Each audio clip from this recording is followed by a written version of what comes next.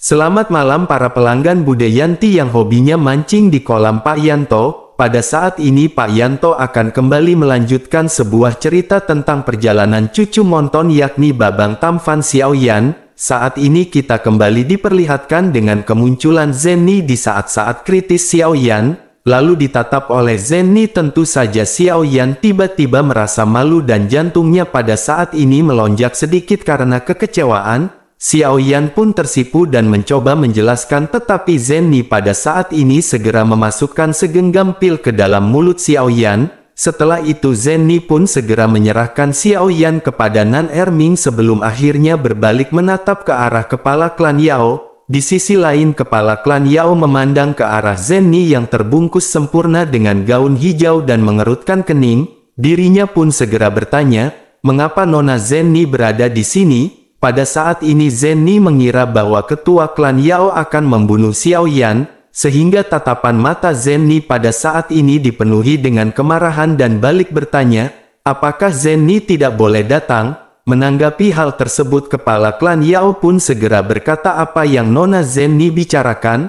Nona Zenny saat ini benar-benar terlalu serius, meskipun orang tua ini menyambut Nona Zenny ketika dirinya tiba. Tetapi kepala klan Yao pada saat ini berhenti berbicara dan melirik ke arah Xiaoyan. Dirinya tidak dapat memahami hubungan sebenarnya antara Zenny dan Xiaoyan ini, dan jika hubungan mereka hanyalah sebagai sekutu dengan status Zenny, maka dirinya pasti tidak akan merendahkan diri untuk datang ke sini secara langsung. Pada saat ini kepala klan Yao benar-benar khawatir tentang identitas asli dari Xiaoyan. Dirinya pun segera bertanya apakah pria tersebut benar-benar Xiaoyan. Zenny pun segera menjawab dengan tegas bahwa itu benar sekali. Dirinya adalah Xiaoyan, seorang sekutu yang dekat dengan aliansi bisnis. Mendengar hal tersebut mata dari kepala klan Yao pada saat ini benar-benar melotot. Matanya tertuju kepada Xiaoyan untuk beberapa saat sebelum akhirnya kembali menatap ke arah Zenny.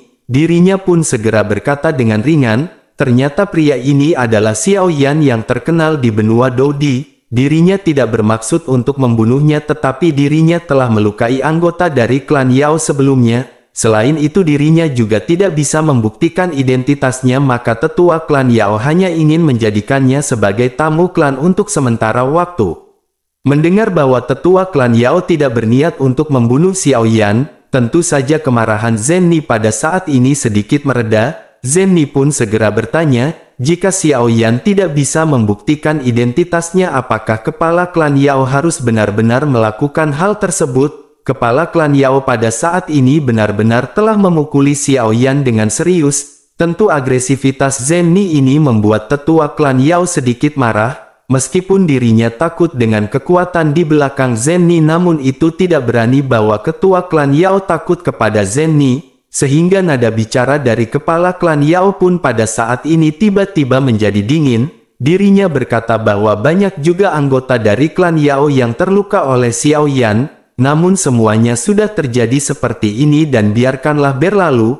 Mendengar hal itu Zenny pada saat ini seketika sangat marah sebelum akhirnya menoleh ke arah Xiaoyan. Sementara itu Xiaoyan pada saat ini telah pulih berkat ramuan yang diberikan oleh Zenny. Xiaoyan pun segera berdiri dan menghampiri Zenny. Lalu tubuh Xiaoyan bergetar sedikit dan Xiaoyan sudah berada di hadapan Zenny. Xiaoyan berkata bahwa ini adalah permasalahan antara laki-laki. Xiaoyan pada saat ini terdiam beberapa saat dan menatap ke arah tertua dari klan Yao. Pada saat ini Xiaoyan tersadar bahwa dirinya masih harus menghadapinya demi leluhur Xiao Xuan. Oleh karena itu sepertinya tidak akan pantas untuk membesar-besarkan permasalahan ini.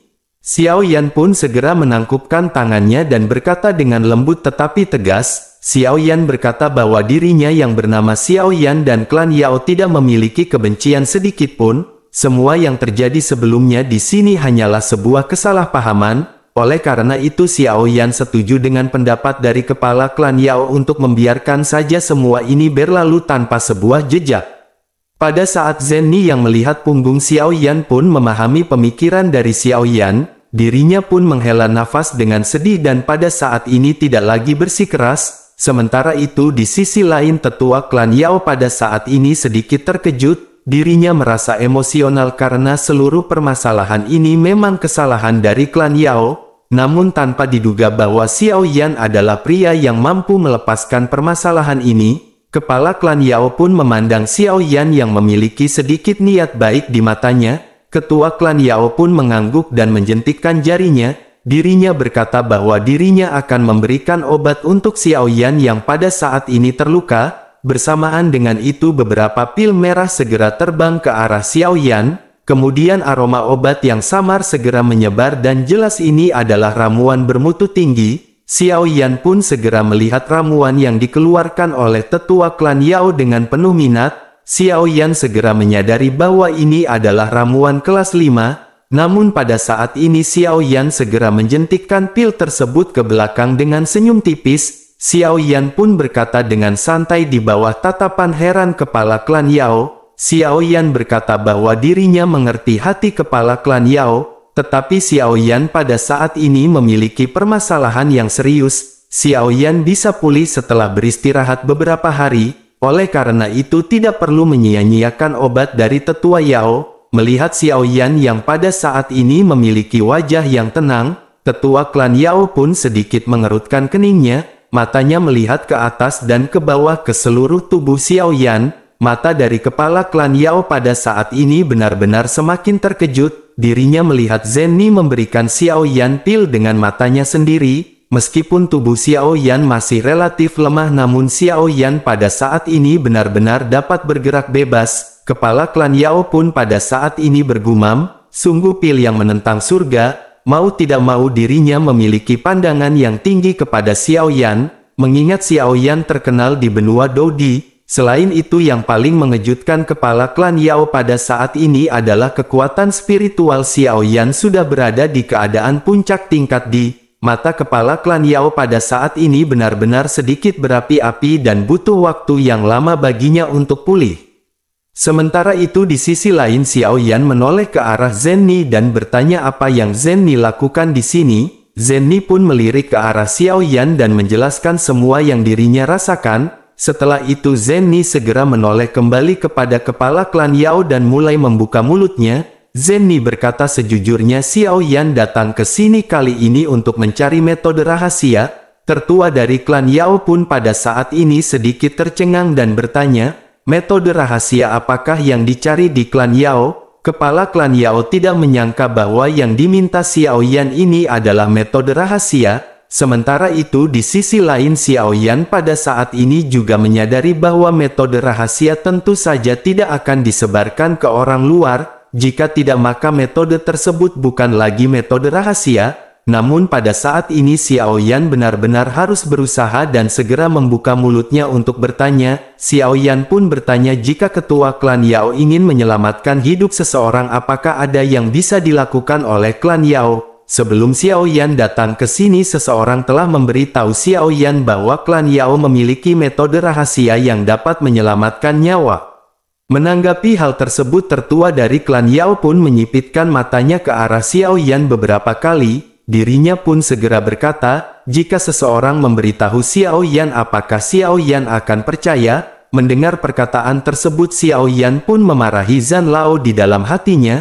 Akhirnya Xiao Yan pun buru-buru berkata jika begitu permasalahannya maka Xiao Yan akan meminta obatnya. Menanggapi hal tersebut tertua dari klan Yao pun pada saat ini sedikit terkejut. Dirinya pun segera berkata, bukannya dirinya tidak ingin memberikan obat tersebut kepada Xiao Yan, namun mengingat keberhasilan Xiao Yan bersama dengan aliansi bisnis, dan Xiao Yan telah memonopoli seluruh pasar obat mujarab di benua Dodi. Bahkan klan Yao pada saat ini benar-benar tertinggal jauh di belakang. Oleh karena itu bagaimana mungkin dirinya memberi obat kepada Xiao Yan yang sudah terkenal? Perkataan dari kepala klan Yao ini tampak sopan tetapi sarkasme yang tersembunyi masih samar-samar terungkap. Menyadari perkataan dari kepala klan Yao ini Xiao Yan pun menghela nafas dan berpikir sejenak. Xiao Yan pun segera berkata bahwa salah satu cara memurnikan obat seperti lautan bintang yang luas. Oleh karena itu Xiao Yan pada saat ini benar-benar tidak memiliki kualifikasi. Bagaimana mungkin pengetahuan Xiao Yan bisa dibandingkan dengan pengetahuan dari klan Yao ini? seketika ekspresi ketidaksenangan dari kepala klan Yao pada saat ini sedikit memudar. Tentu perubahan ekspresi wajah tertua klan Yao ini pun jatuh ke mata Xiao Yan, sehingga Xiao Yan pun seketika merasakan sangat gembira di dalam hatinya. Xiao Yan pun dengan cepat lanjut berkata, tentu saja Xiao Yan tahu aturannya, oleh karena itu tentu saja Xiao Yan tidak bisa membiarkan ketua klan Yao bekerja keras dengan sia-sia. Jika tertua klan Yao memiliki permintaan maka jangan ragu untuk menyebutkannya, karena selama Xiao Yan bisa melakukannya pasti akan memuaskan kepala klan Yao. Mendengar perkataan Xiao Yan ini, tatapan dari kepala klan Yao pun sedikit rumit, namun pada saat ini dirinya memiliki kekaguman yang terselubung di dalam hatinya. Dirinya pun segera berkata bahwa semua ini seperti yang diharapkan, dari bakat muda yang baru saja muncul di benua Dodi. Dan jika begitu permasalahannya apakah obat yang ingin dibuatkan untuk Xiao Yan? Mendengar perkataan tersebut Xiao Yan pun sangat gembira dan bertanya, apakah kepala klan Yao pada saat ini setuju? Tetua klan Yao pun pada saat ini mengangguk. Xiao Yan pada saat ini benar-benar sangat senang dan Zenni segera maju mengungkapkan rasa terima kasihnya. Xiao Yan pun segera berkata kepada kepala klan Yao, jika kepala klan Yao dapat membantu Xiao Yan maka Xiao Yan akan mengingat kebaikan dan kebajikan yang luar biasa ini. Kepala klan Yao pun menganggukkan kepalanya sebelum akhirnya segera memerintahkan Xiao Yan untuk mengatakan padanya obat apa yang bisa membuat Xiao Yan datang untuk bertanya pada lelaki tua ini. Xiao Yan pun menghela nafas sebelum akhirnya menceritakan sedikit mengenai leluhur Xiao Xuan. Xiao Yan segera memohon kepada kepala klan Yao untuk memberikannya obat rahasia dari klannya untuk menghidupkan kembali leluhurnya. Saat menyebutkan nama Xiao Xuan ini, kesedihan Xiao Yan benar-benar meledak seperti banjir. Tubuh Xiao Yan tidak bisa menahan diri untuk gemetar hebat, bahkan kelima jarinya terkepal erat ke telapak tangannya dan Xiao Yan pada saat ini hampir tidak bisa mengendalikan emosinya. Tertua klan Yao pun memandang ke arah Xiao Yan dan merasakan apa yang dirasakan oleh Xiao Yan. Dirinya pun berkata Xiao Yan ini adalah pria yang menghargai cinta dan kebenaran. Sifat ini adalah sifat yang sangat luar biasa, tetapi sayang sekali dirinya bukanlah anggota dari klan Yao. Pada saat ini kepala klan Yao benar-benar menghargai sikap dan keberanian dari Xiao Yan. Namun di bawah permintaan Xiao Yan ini kepala klan Yao pun merenung sejenak karena memikirkan tagihan Shopee Pay Letter yang belum dibayar. Lalu tidak lama setelah itu dirinya pun mengangkat kepalanya tanpa daya untuk melihat ke arah Xiao Yan dan berkata dengan sedikit malu. Kepala klan Yao menjelaskan bahwa dirinya takut bahwa dirinya akan mengecewakan Xiao Yan. Masalah ini bukan karena dirinya tidak mau tetapi karena dirinya benar-benar tidak berdaya. Mendengar hal itu sepotong harapan yang baru saja muncul segera hancur di hati Xiao Yan. Kemudian Xiao Yan pun segera bertanya mengapa bisa seperti itu. Mata kepala klan Yao pada saat ini sedikit menyipit sambil memegang tongkat kayunya. Dirinya melihat ke arah langit yang jauh sebelum akhirnya menghela nafas dan mulai berkata perlahan. Kepala klan Yao menjelaskan bahwa ramuan itu memiliki sejarah yang panjang. Ramuan ini bisa menentang langit tetapi tidak bisa membalikkan takdir. Jika ramuan itu bisa membalikkan takdir, bagaimana bisa ada begitu sedikit Dodi berpangkat tinggi yang selamat dari malapetaka kuno? Mendengar hal itu Xiao Yan pada saat ini benar-benar lemas, tetapi Xiao Yan juga menyadari bahwa apa yang dikatakan oleh kepala klan Yao ini memang benar. Xiao Yan yang benar-benar lemas pada saat ini berlutut. Xiao Yan bergumam di tengah-tengah kebingungan dan kesedihannya. Xiao Yan bergumam tidak peduli seberapa keras dirinya bekerja dan tidak peduli seberapa suksesnya Xiao Yan. Namun Xiao Yan pada saat ini tidak dapat mengembalikan senyum leluhurnya. Xiao Yan pada saat ini benar-benar malu akan cintanya yang besar kepada leluhurnya. Dan bagaimana mungkin Xiao Yan bisa merasa nyaman dalam menjalani hidup ini? Mendengar kesedihan ini suasana di sekitarnya pun seketika berubah menjadi sunyi. Kepala klan Yao juga pada saat ini menatap ke arah Xiao Yan dengan dalam. Sementara itu Xiao Yan pada saat ini segera berdiri dan sedikit membungkuk kepada kepala klan Yao. Xiao Yan berterima kasih kepada kepala klan Yao dan memohon maaf karena telah mengganggunya. jika tidak cara di klan Yao ini maka Xiao Yan akan memikirkan cara lain untuk permasalahan leluhurnya. Mungkin suatu hari nanti ketika Xiao Yan berdiri di puncak, maka Xiao Yan tidak hanya dapat menentang langit tetapi bahkan dapat menentang takdir. Bersamaan dengan Xiao Yan yang mengucapkan perkataan tersebut, Douqi yang sangat mencengangkan tiba-tiba meletus dalam tubuh kurusnya. Setelah itu Xiao Yan pun perlahan berbalik dan segera berjalan. Mata semua orang mengikuti Xiao Yan yang pada saat ini berjalan di dalam kesedihan. Namun seketika mata mereka membeku di tempat menghadap ke arah Xiao Yan. Saat ini mereka melihat bahwa Xiao Yan ini berjalan dengan santai dan sedikit berat. Tetapi setiap langkah Xiao Yan tampaknya bergema dengan semacam misteri dari langit dan bumi. Sementara itu Xiao Yan bergumam di dalam hatinya, kemanapun hati ini pergi langit adalah Xiao Yan dan Xiao Yan adalah langit. Bahkan Xiao Yan sendiri pada saat ini tidak menyadari bahwa Xiao Yan telah jatuh ke dalam situasi misterius. Sedangkan di sisi lain semua orang yang menatap ke arah Xiao Yan pada saat ini juga benar-benar semakin terkejut. Xiao Yan baru saja melangkah belasan langkah namun sosoknya benar-benar tampak jauh seolah-olah Xiao Yan terintegrasi dari langit. Sepertinya Xiao Yan yang berada di hadapannya ini hanyalah proyeksi dari langit dan benar-benar membentuk ilusi yang tidak nyata. Pada saat ini Ziying, Nan Erming dan Zhen Ni mengerutkan keningnya. Lalu di tengah-tengah kebingungan sementara itu kepala klan Yao menghela nafas kaget dan menggelengkan kepalanya. Dirinya pun segera berkata ini adalah alam pencerahan ilahi. Tanpa diduga anak ini bisa memasuki alam pencerahan ilahi di usia yang begitu muda.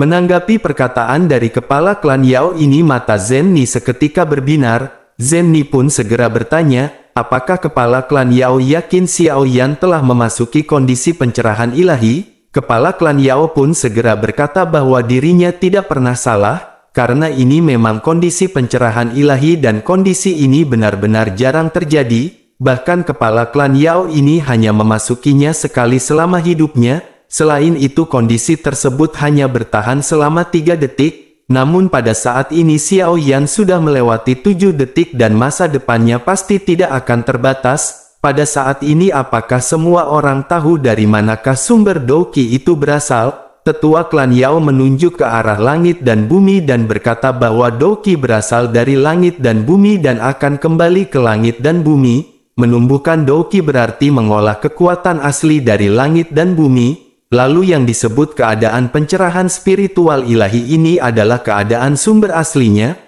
Pada kondisi ini seseorang akan masuk ke sumber asli dari energi langit dan bumi, lalu dirinya akan melakukan kontak dengan Douqi yang paling murni di antara langit dan bumi. Mendengar sedikit penjelasan dari kepala klan Yao ini Ziying pun memandang kepada Xiao Yan yang mengembara seperti pikirannya.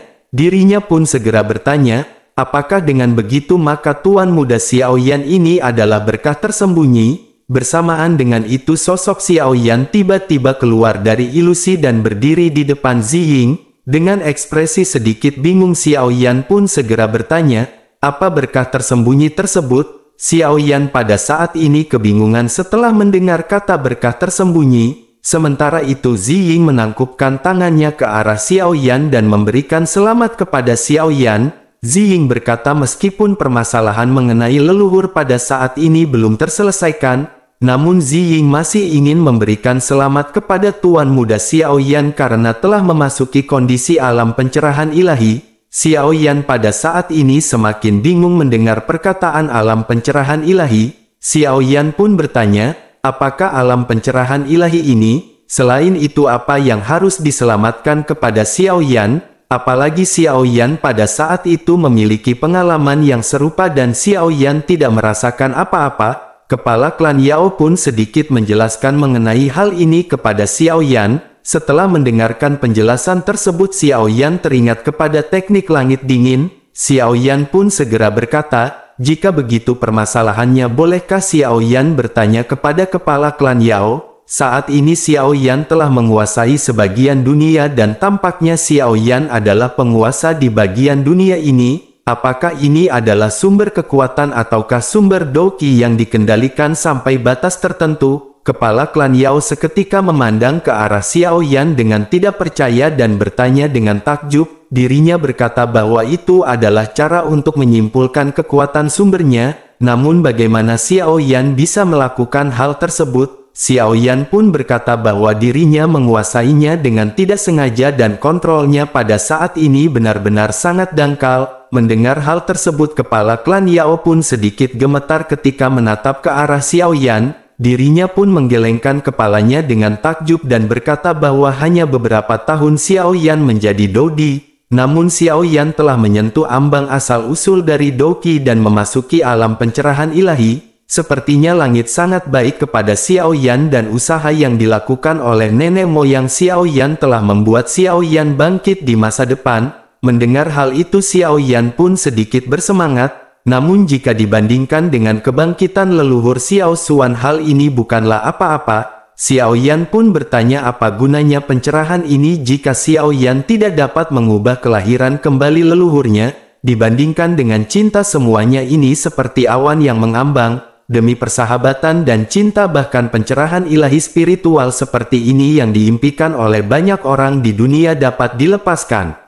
Kegilaan Xiao Yan ini benar-benar menyentuh hati kepala klan Yao, bahkan matanya menjadi semakin cerah dan dirinya segera membuat keputusan dengan tegas di dalam kepalanya. Dirinya pun segera menghela nafas dan bertanya, bisakah dirinya mengajukan pertanyaan kepada Xiao Yan? Xiao Yan pun mengangguk memberi persetujuan kepada kepala klan Yao. Setelah sedikit ragu kepala klan Yao pun menghela nafas lega dan mulai menanyakan sesuatu yang tidak dapat dijelaskan. Dirinya pun segera bertanya dari siapa Xiao Yan belajar di benua Dodi ketika Xiao Yan memurnikan pil. Xiao Yan pun sedikit mengerutkan kening ketika mendengar hal ini. Xiao Yan tidak mengerti mengapa kepala klan Yao membuat pertanyaan seperti itu. Selain itu apa hubungannya pertanyaan tersebut dengan Xiao Yan yang meminta obat?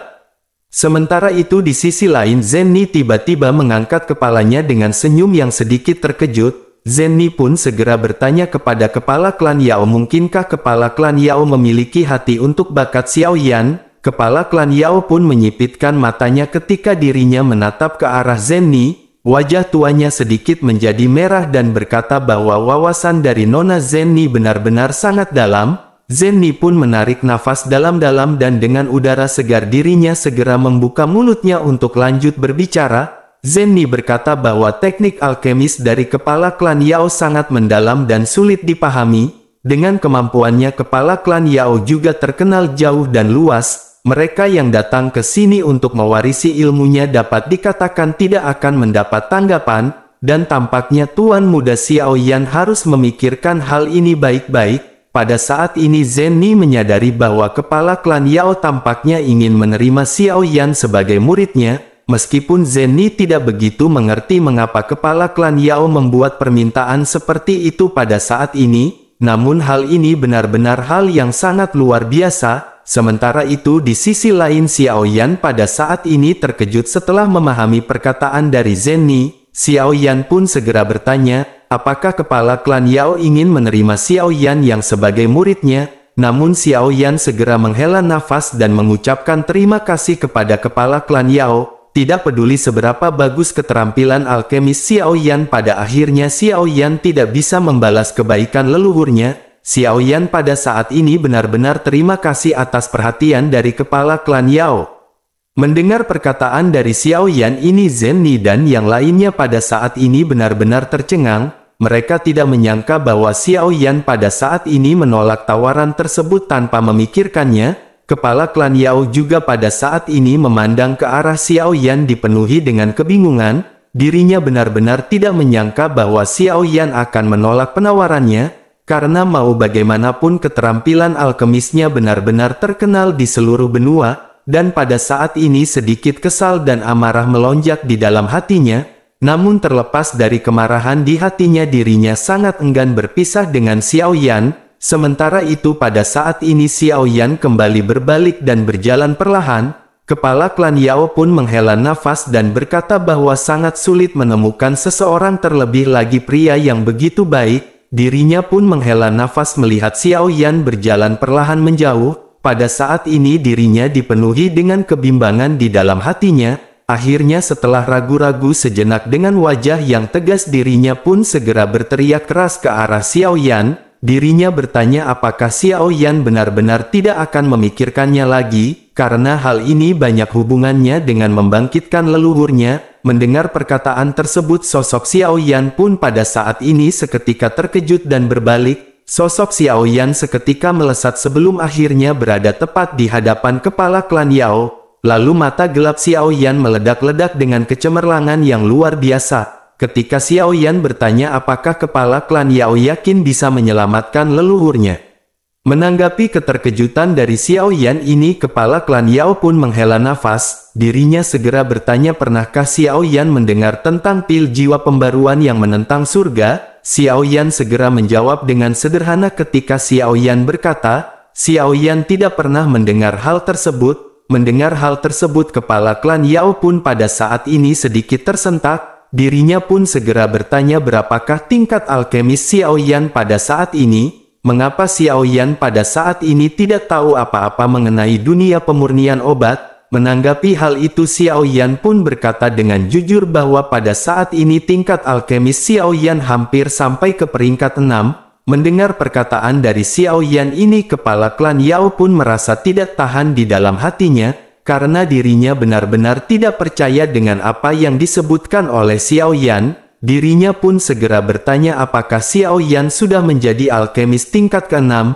Dirinya bertanya-tanya di dalam hatinya sudah berapa lamakah anak ini berada di benua Dodi, karena baru sebentar saja tingkat alkemis Xiao Yan pada saat ini sudah mencapai peringkat ke-6. Tentu hal ini benar-benar membalikan pemikiran dari kepala klan Yao. Kemudian kepala klan Yao pun merasakan kegembiraan di dalam hatinya dan segera tertawa. Dirinya berkata bahwa dirinya telah memutuskan untuk menerima Xiao Yan sebagai muridnya. Pada saat ini ekspresi dari kepala klan Yao seolah-olah dirinya telah mendapatkan harta karun yang tiada taraf. Lalu dirinya segera berputar-putar di sekitar Xiao Yan dan semakin dirinya melihat Xiao Yan semakin dirinya menyukainya.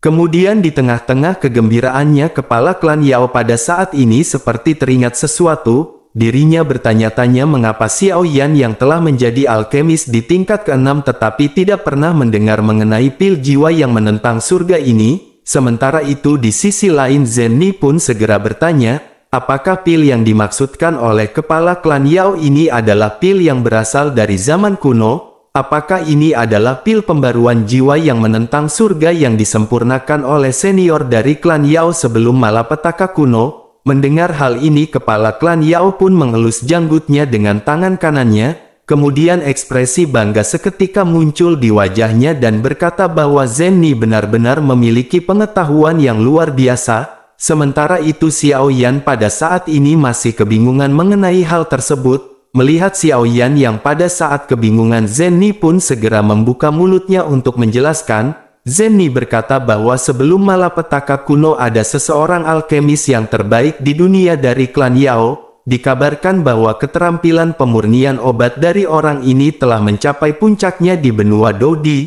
Lalu pil pembaruan jiwa yang menentang surga adalah salah satu yang paling terkenal dari pil yang dirinya murnikan. Setelah pil ini dikonsumsi bahkan jika Xiao Yan ingin mati itu benar-benar akan sangat sulit. Mendengar hal itu kepala klan Yao pun menganggukkan kepalanya dengan sedikit bangga. Dirinya segera berkata sayang sekali resepnya belum diturunkan dan dirinya hanya memiliki 3 pil di tangannya. Pil pembaruan jiwa yang menentang surga ini adalah salah satu harta dari klan Yao mereka. Oleh karena itu dirinya membutuhkan alasan yang tepat untuk menggunakan pil ini dan jika tidak akan sangat sulit untuk menjelaskannya kepada para tetua klan Yao. Menanggapi perkataan tersebut Zen Ni pun segera berkata tidak heran tetua klan Yao ingin menerima Xiao Yan sebagai muridnya. Dengan pemimpin klan Yao memilih Xiao Yan menjadi muridnya sepertinya tidak akan merugikan. Hal itu benar-benar akan sebanding dengan harga dari pil tersebut.